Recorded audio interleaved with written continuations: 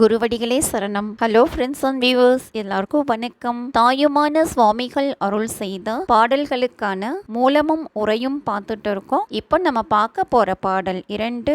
ஊர் அனந்தம் பெற்ற பேர் அனந்தம், சுற்றும் உறவு அனந்தம், வினையினால் உடல் அனந்தம், செய்யும் வினை அனந்தம், கருத்தோ அனந்தம், பெற்ற பேர் சீர் அனந்தம், சொர்க்க நரகமும் அனந்தம், நல் தெய்வமும் அனந்தம், வேதம் திகழ்கின்ற சமயம் அனந்தம், அதனால் ஞான சிற்சக்தியால் உணர்ந்து கார் அனந்தம் கோடி வருஷித்தது என அன்பர் கண்ணும் விண்ணும் தேக்கவே கருதறிய ஆனந்த மழை பொழியும் முகிலை நம் கடவுளை துரிய வடிவை பேர் அனந்தம் பேசி மறை அனந்தம் சொல்லும் பெரிய மௌனத்தின் வைப்பை பேசும் அனந்த பதஞான ஆனந்தம் ஆம் பெரிய பொருளை பணிகுவாம். உயிர்கள் பல பிறவிக்குள் சென்று வந்துள்ளமையால் பிறந்த ஊர்கள், பெற்ற பெயர்கள், சூழ இருந்த உறவுகள், செய்த நல்வினை தீவினைகளின் பயனாய் பெற்ற உடல்கள், செய்யும் செயல்கள், எழுந்த எண்ணங்கள், பெற்ற பேரும் புகழும்